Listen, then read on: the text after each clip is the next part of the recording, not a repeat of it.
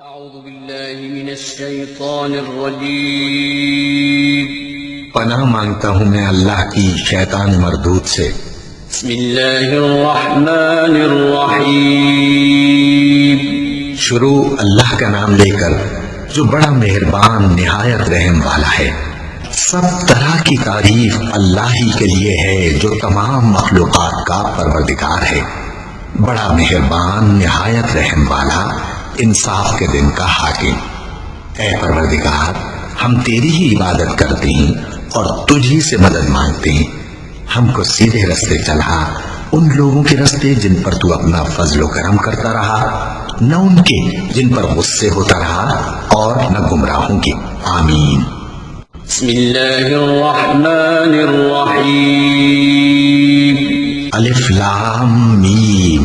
یہ کتاب یعنی قرآن مجید، اس میں کچھ شک نہیں کہ اللہ کا کلام ہے، پرہیزگاروں کے لیے رہنما ہے، جو غیب پر ایمان لاتے اور آداب کے ساتھ نماز پڑھتے اور جو کچھ ہم نے ان کو عطا فرمایا ہے اس میں سے خرچ کرتے ہیں، اور جو کتاب اے پیغمبر تم پر نازل ہوئی اور جو کتابیں تم سے پہلے پیغمبروں پر نازل ہوئیں سب پر ایمان لاتے اور آخرت کا یقین رکھتے ہیں۔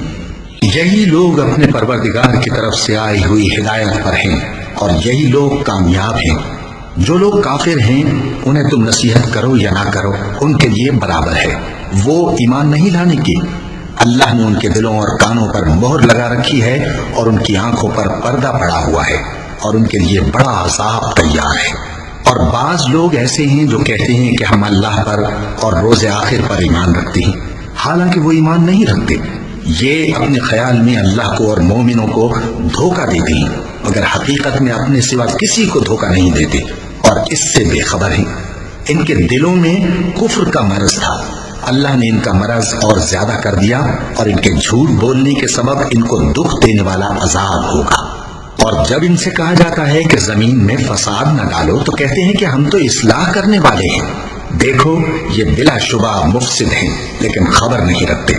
اور جب ان سے کہا جاتا ہے کہ جس طرح اور لوگ ایمان لے آئے تم بھی ایمان لے آؤ تو کہتے ہیں بھلا جس طرح بے وقوف ایمان لے آئے ہیں اسی طرح ہم بھی ایمان لے آئے۔ سن لو کہ یہی بے وقوف ہیں لیکن نہیں جانتے۔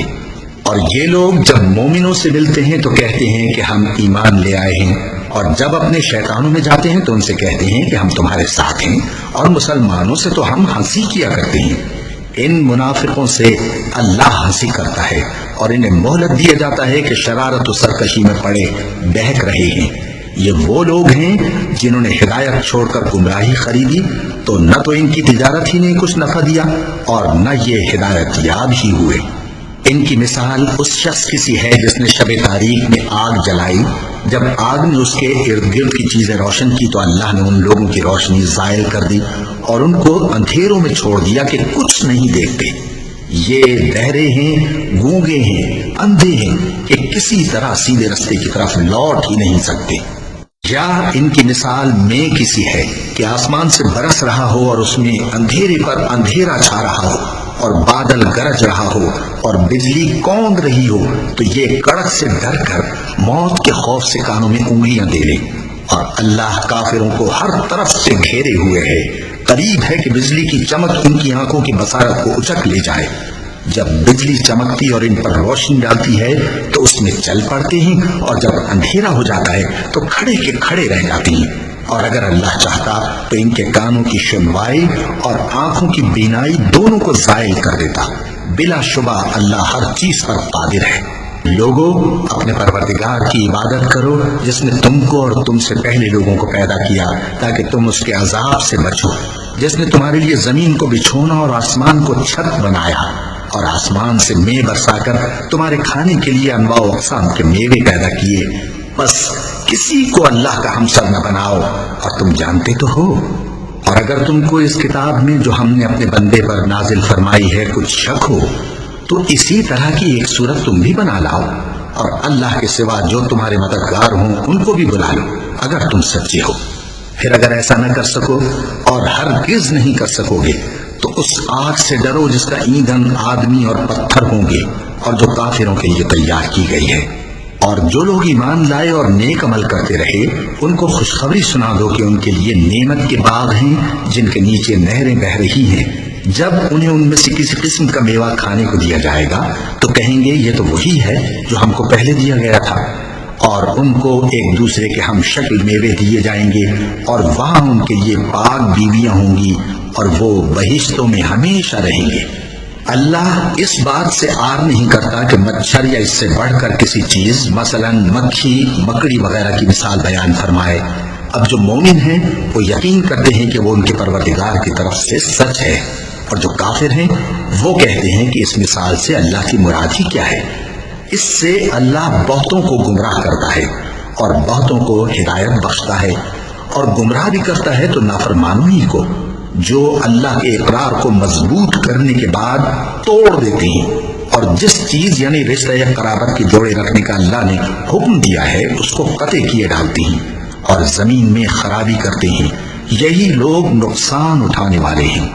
کافرو، تم اللہ سے کیوں کر منکر ہو سکتے ہو؟ جس حال میں کہ تم بے جان تھے تو اس نے تم کو جان بخشی، پھر وہی تم کو مارتا ہے، پھر وہی تم کو زندہ کرے گا، پھر تم اسی کی طرف لوٹائے جاؤ گے۔ وہی تو ہے جس نے سب چیزیں جو زمین میں ہیں تمہارے لیے پیدا کی، پھر آسمانوں کی طرف متوجہ ہوا تو ان کو ٹھیک ٹھیک 7 آسمان بنا دیا، اور وہ ہر چیز سے خبردار ہے۔ اور وہ وقت یاد کرنے کے قابل ہے جب تمہارے پروردگار نے فرشتوں سے فرمایا کہ میں زمین میں اپنا نائب بنانے والا ہوں۔ انہوں نے کہا کیا تو اس میں ایسے شخص کو نائب بنانا چاہتا ہے جو خرابیاں کرے اور کچھ تو خون کرتا پھرے؟ اور ہم تیری تعریف کے ساتھ تسبیح و تقدیس کرتے رہتے ہیں۔ فرمایا میں وہ باتیں جانتا ہوں جو تم نہیں جانتے۔ اور اس نے آدم کو سب چیزوں کے نام سکھائے، پھر ان کو فرشتوں کے سامنے کیا اور فرمایا کہ اگر سچے ہو تو مجھے ان کے نام بتاؤ۔ انہوں نے کہا تو پاک ہے، جتنا علم تو نے ہمیں بخشا ہے اس کے سوا ہمیں کچھ معلوم نہیں، بے شک تو دانا ہے، حکمت والا ہے۔ تب اللہ نے آدم کو حکم دیا کہ آدم تم ان کو ان چیزوں کے نام بتاؤ۔ سو جب انہوں نے ان کو ان کے نام بتائے تو فرشتوں سے فرمایا کیا میں نے تم سے نہیں کہا تھا کہ میں آسمانوں اور زمین کی سب پوشیدہ باتیں جانتا ہوں، اور جو تم ظاہر کرتے ہو اور جو پوشیدہ کرتے ہو سب مجھ کو معلوم ہے۔ اور جب ہم نے فرشتوں کو حکم دیا کہ آدم کے آگے سجدہ کرو تو وہ سب سجدے میں گر پڑے مگر شیطان نے انکار کیا اور غرور میں آ کر کافر بن گیا۔ اور ہم نے کہا کہ اے آدم تم اور تمہاری بیوی